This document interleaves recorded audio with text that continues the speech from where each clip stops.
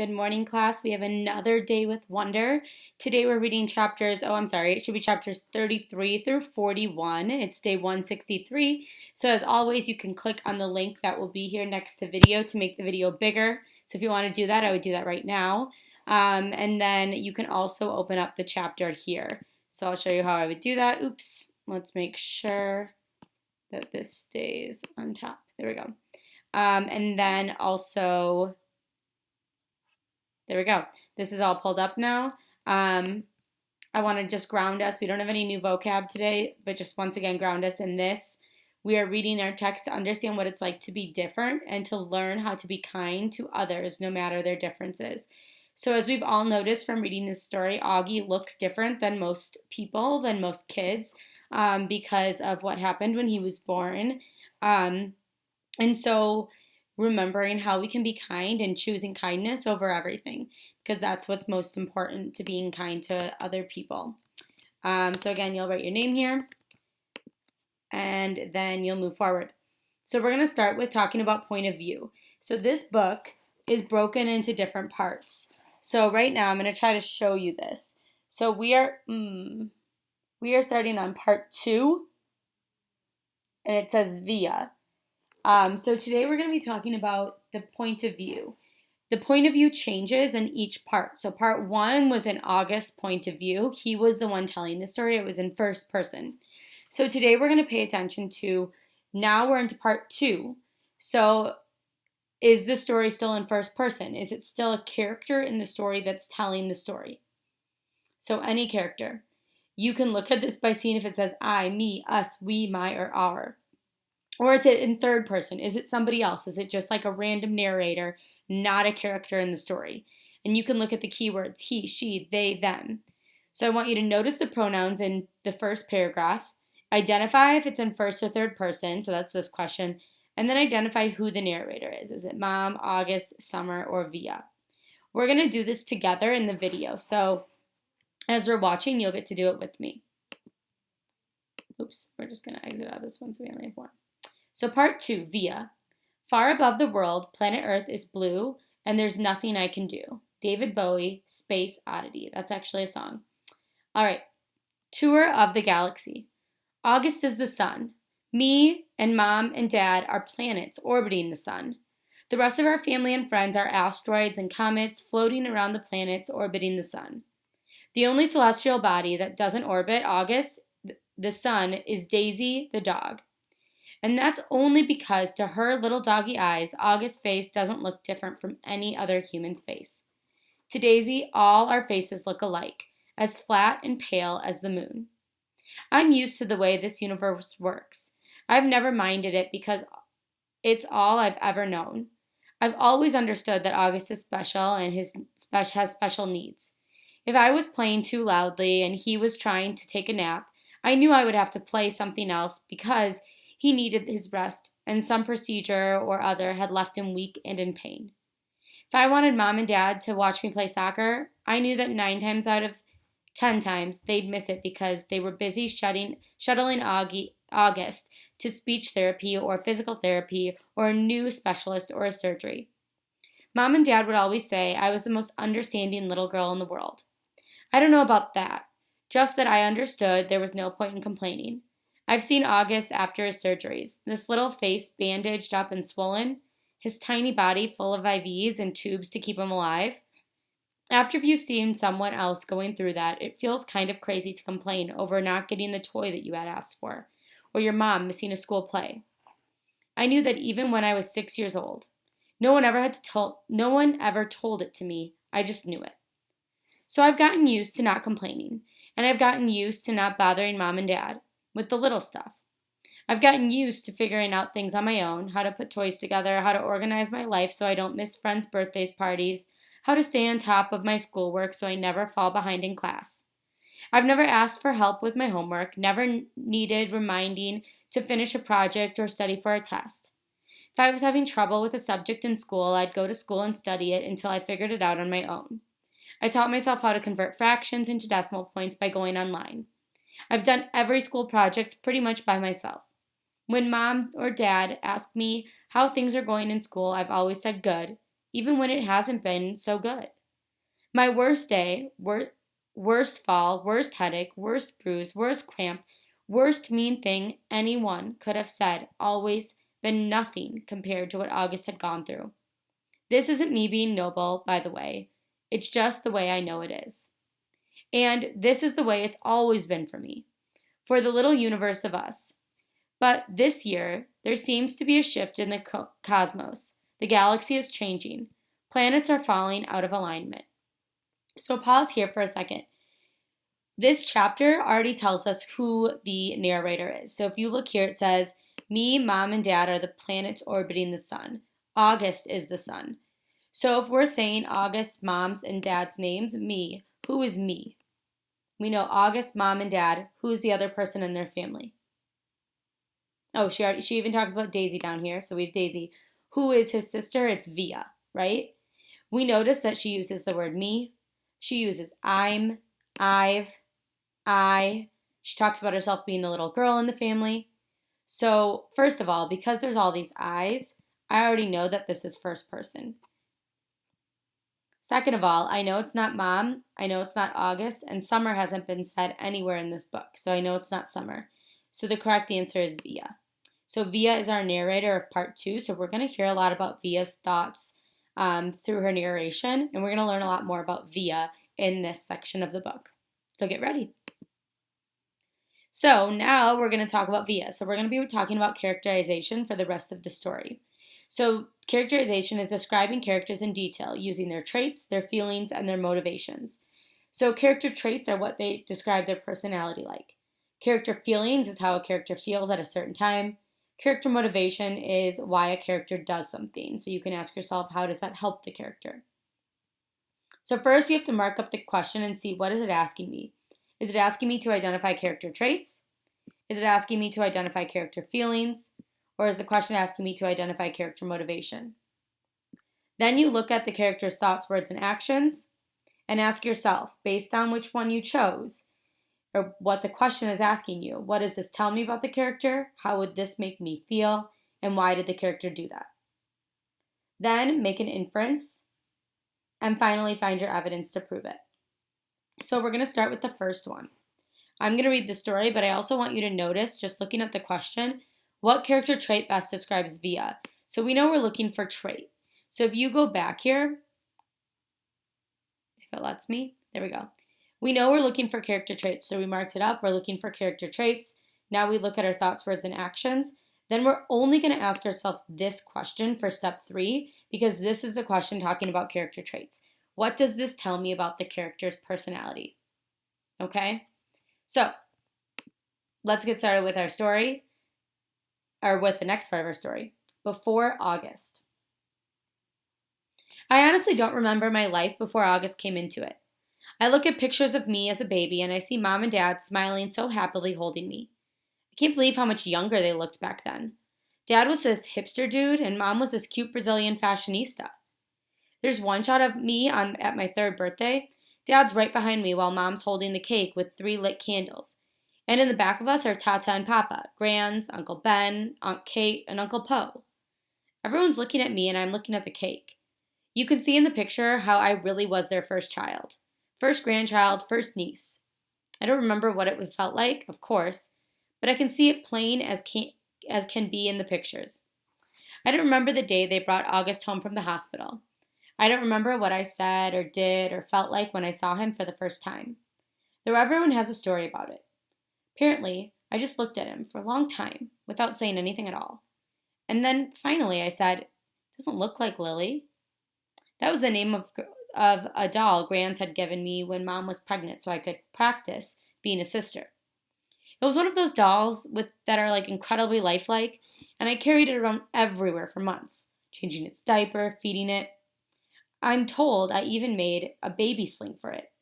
The story goes that after my initial reaction to August, it only took me a few minutes, according to Grands, or a few days, according to Mom, before I was all over him, kissing him, cuddling him, baby talking to him. After that, I never so much as touched or mentioned Lily ever again. Seeing August. I never used to see August the way other people saw him.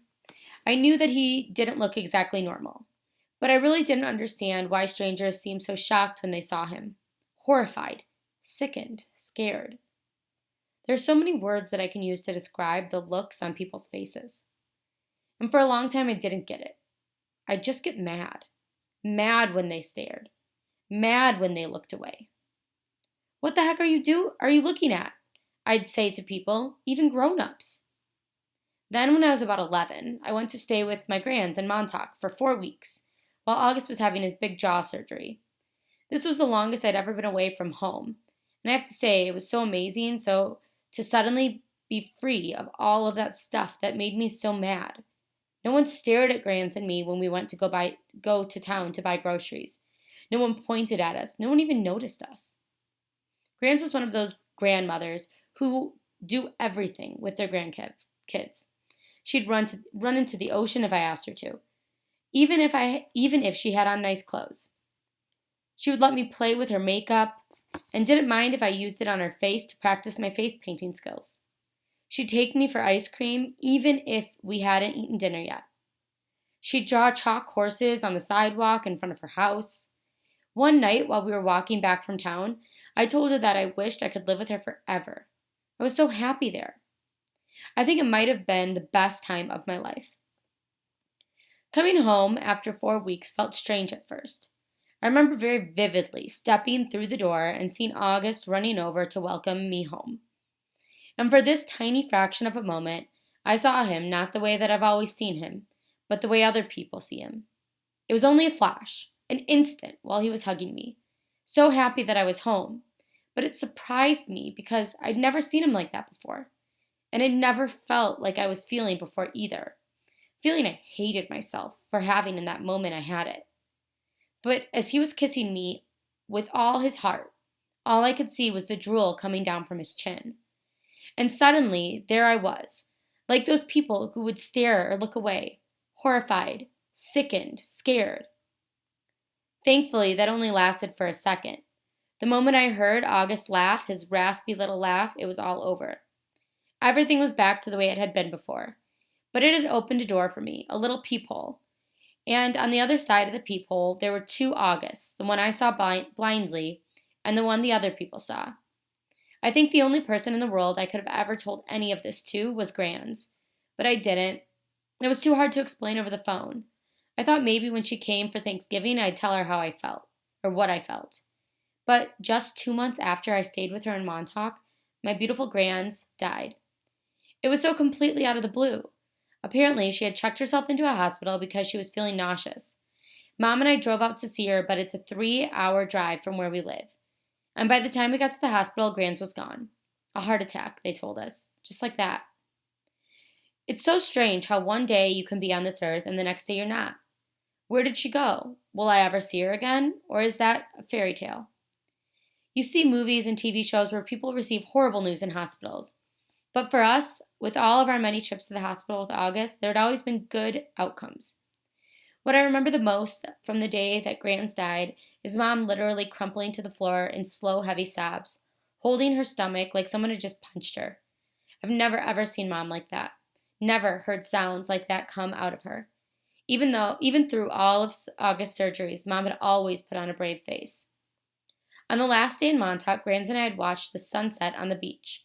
We had taken a blanket to sit on, but it had gotten chilly, so we wrapped it around us and cuddled and talked until there wasn't even a sliver of sun left over the ocean.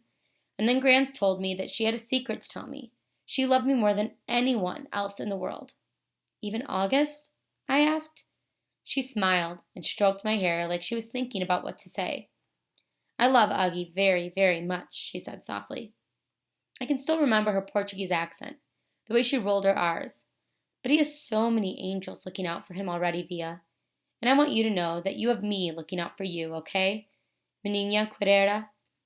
I want you to know that you are number 1 for me. You are my... She looked out over the ocean and spread her arms out like she was trying to smooth the waves. You are my everything. You understand me, Via? Tu es mio todo. I understood her. I knew why she had said it. It was a secret. Grandmothers aren't supposed to have favorites. Everyone knows that. But after she died, I held on to that secret and let it cover me like a blanket. We're going to pause there. So the next thing I want us to do, so we're going to go to Wonder Day 63. So we're going to look back at this part of the story. It says, what character trait best describes Via? Is she mean, protective, funny, or nervous?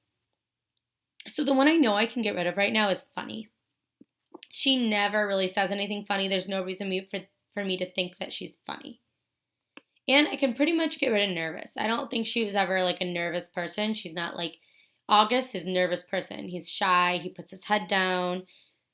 She doesn't have any of those things. So nervous can't be right either. So she's either mean or protective. So the part that I want us to look back at is these two paragraphs. So this talks about when she first saw him. And it's talking about when she first saw him, how she cuddled him. So that's not showing me that she's mean at all. She cuddled him, she kissed him, she baby talked him, and she loved him from the day he was born. Then she talks about here how she never used to see August the way other people did. She says that people would look at him horrified, sickened, or scared. There are so many words I can use to describe the looks on people's faces. And for a long time I didn't get it. I'd just get mad. Mad when they stared, when they looked away. What the heck are you looking at? I'd say to people, even grown-ups. And she noticed that, basically they were staring at August. Because when she went to Montauk with her grandma, they didn't stare at us. So this doesn't show me that she's mad. She's yelling at people. So maybe that would show that she's mean. But because she doesn't want them looking at her brother. So that shows me that she's being protective. So protective is what I would use there. So then what I have highlighted, I'm going to see if that's one of my options. So it is right here. Mad that they looked away. What are you looking at? I'd say to people, even grown-ups. Even though I think that's the answer because it's the first one, I want to read through the other ones and make sure no other evidence shows that she's being protective. I never used to see August the way he saw other people. The way people saw him. So it doesn't show me she's protective, that's just her thoughts. The story goes, so this shows that she's loving, right? The story goes that after my initial reaction to August, it only took me a few minutes, according to Gran, before I was all over him, kissing him, cuddling him, baby talking him. That doesn't necessarily show protective, that shows that she loves him. No one stared at Grans and me when we walked to the town to buy groceries, so that doesn't show me anything. So I would definitely use this one. That proves that she's protective of August. Now we're going to keep going, and we have a few more questions that you're going to answer as we continue reading. August through the people. His eyes are about an inch below where they should be on his face, almost halfway down his cheeks. They slant downward at an extreme angle, almost like a diagonal slits that cut into his face. And the left one is noticeably lower than the right one. They bulge outward because his eye cavities are too shallow to accommodate them. The top eyelids are always halfway closed, like he's on the verge of sleeping. The lower eyelids sag so much that they almost look like a piece of invisible string is pulling them downward. You can see the red part on the inside, like they're almost inside out. He doesn't have eyebrows or eyelashes. His nose is disproportionately big for his face and kind of fleshy. His head is pinched in on the sides where the ears should be, like someone used a giant pliers and crushed the middle of his face. He doesn't have cheekbones.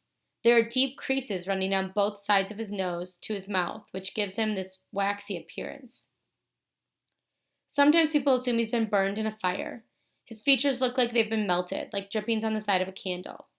Several surgeries to correct his palate have left few scars around his mouth, and most noticeable, one being a jagged gash running from the middle of his upper lip to his nose.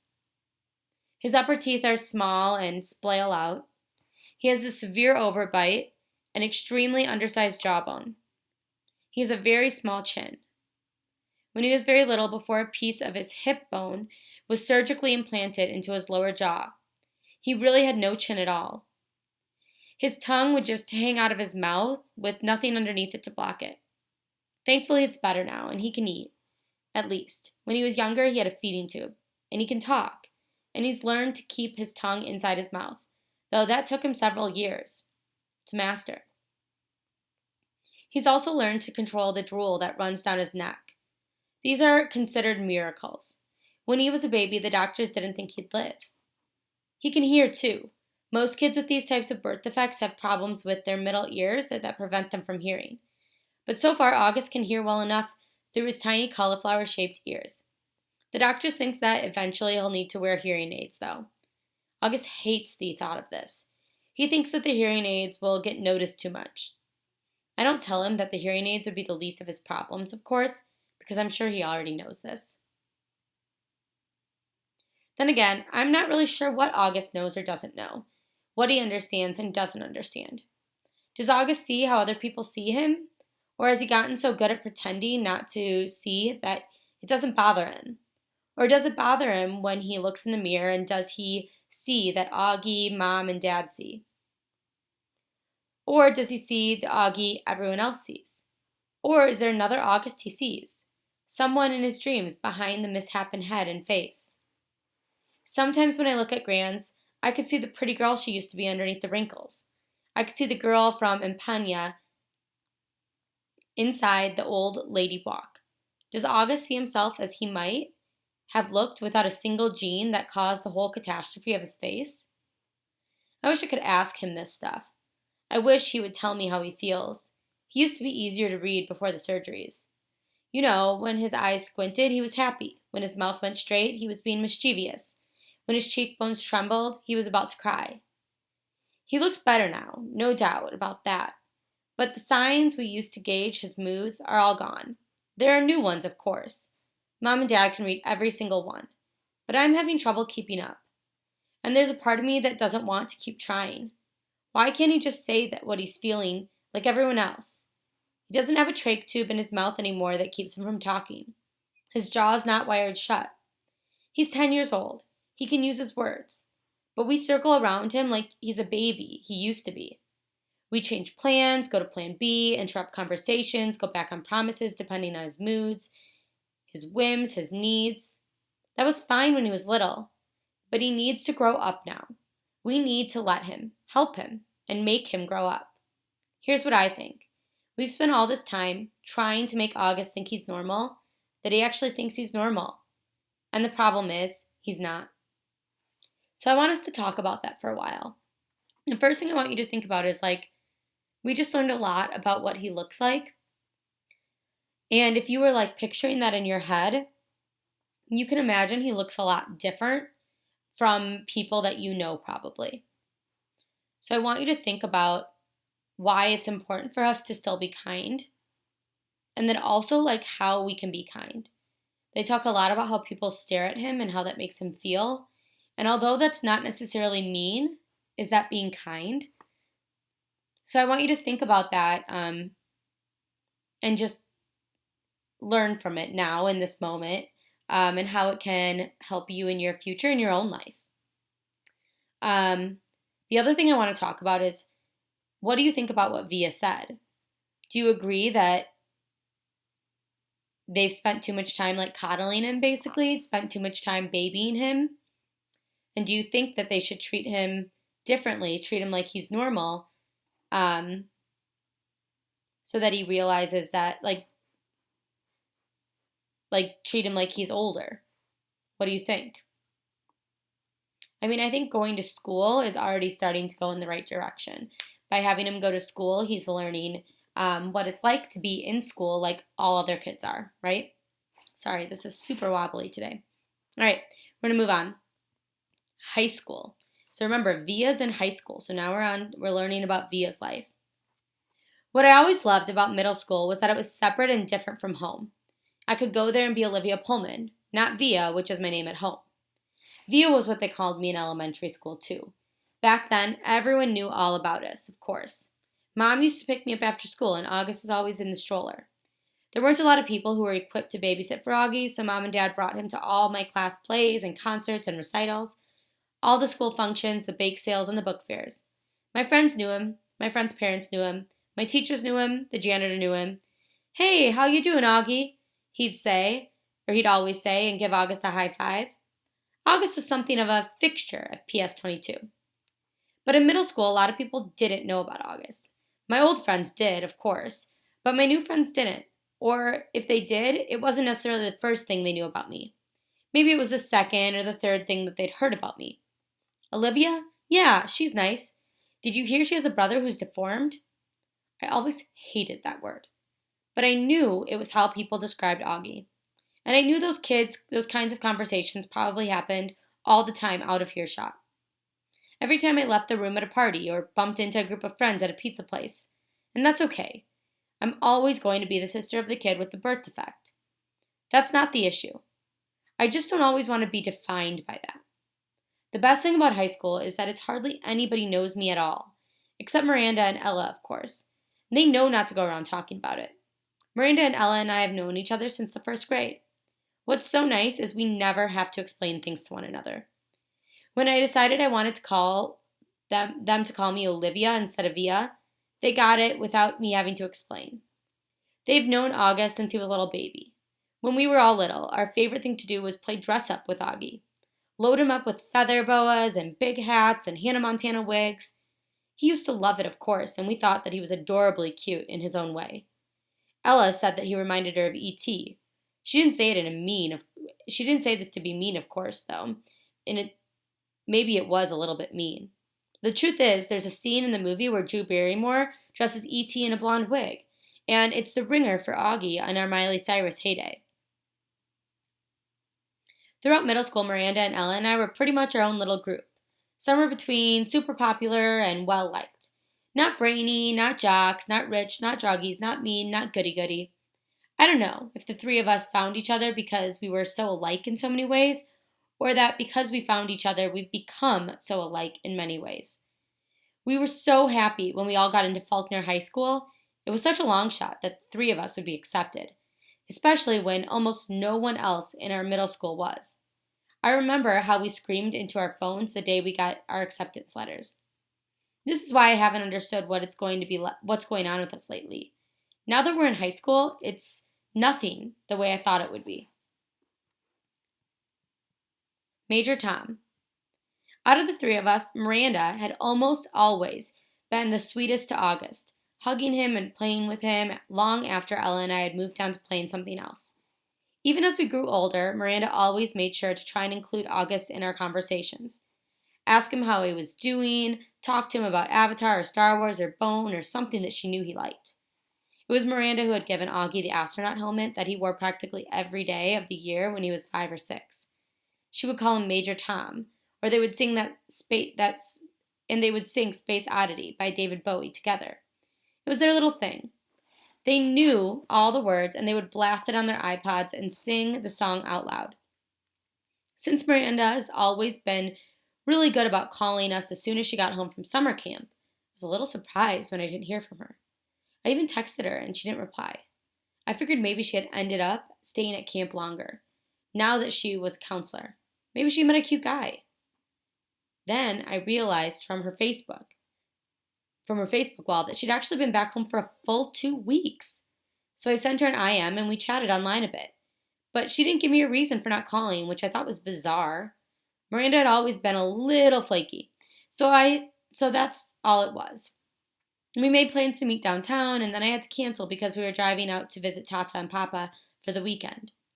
So I ended up not seeing either Miranda or Ella until the very first day of school. And I have to admit, I was shocked. Miranda looked so different. Her hair was cut in this super cute bob that she had dyed bright pink, of all things. She was wearing a striped tube top that A, seemed way inappropriate for school, and B, was totally not her usual style. Miranda had always been such a prude about clothes, and here she was all pink-haired and tube-topped. But it wasn't the way that she looked that was different. She was acting differently, too. I can't say she wasn't nice, because she was, but she seemed kind of distant, like I was a casual friend. It was the weirdest thing in the world. At lunch, the three of us sat together, like we always do, but the dynamics had shifted. It was obvious to me that Ella and Miranda had gotten together a few times during the summer without me, though they never actually said that. I pretended not to be at all upset while we talked, though I could feel my face getting hot and my smile being fake. Although Ella wasn't over the top as Miranda, I noticed a change in her usual style too. It's like they had talked to each other beforehand and about redoing their image at the new school, but hadn't bothered to clue me in. I admit, I'd always thought I was above the kind of typical teenage pettiness, but I felt a lump in my throat throughout lunch. My voice quivered as I said, "See you later," when the bell rang. Pause there. So this is the area where you're going to do this work. How does Via feel when she hangs out with her friends at lunch? And find your evidence, and then you have another one later. So we're going to keep reading because we're not quite there yet. After school. I hear you were driving home today. It was Miranda. I hear we're driving you home today. It was Miranda in 8th period. She had sat down at the desk next behind me. I had forgotten that my mom had called Miranda's mother the night before and asked if she could drive me home from school. You don't have to, I answered instinctively, casually. My mom can pick me up. I thought she had to pick Augie up or something. Oh, it turns out that she can pick me up afterward. Just texted me. No problem, or not a problem. Oh, okay, thanks. It was all a lie on my part, but I couldn't cease sitting in a car with the new Miranda. After school, I ducked into a restroom to avoid bumping into Miranda's mother outside. Half an hour later, I walked out of the school and ran the 3 blocks to the bus stop, hopped on the M86 to Central Park West, and took the subway home. Hey there, sweetie, Mom said the moment I stepped into the front door. How was your first day? I was starting to wonder where you guys were. Oh, we stopped for pizza. Incredible how easily a lie can slip through your lips. Is Miranda not with you? She seemed surprised that Miranda wasn't right behind me. She went straight home. We have a lot of homework. On your first day?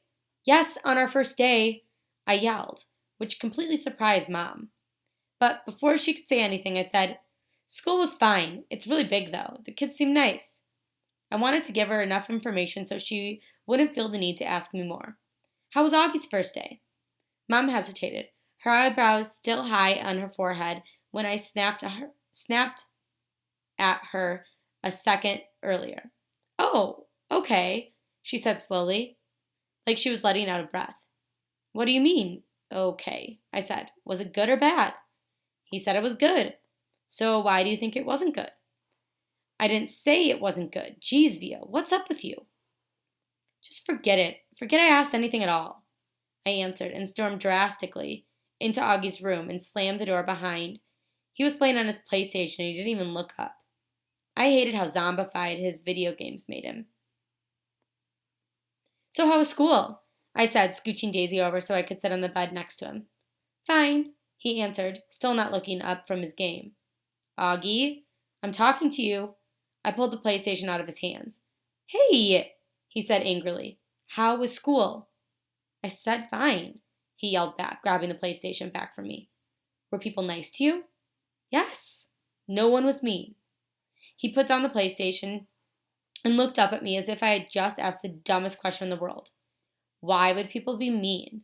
He said. It was the first time in his life that I had heard him to be sarcastic like that. I didn't even think he had it in him.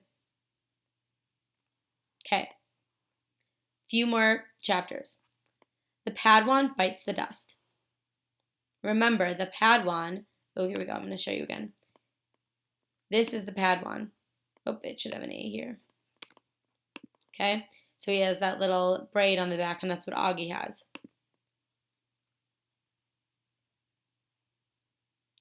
I'm not sure at what point in the night Augie had cut off his Padawan braid, or why that made me really mad. I had always found his obsession with everything Star Wars kind of geeky, and that braid in the back of his hair with its little beads was just awful.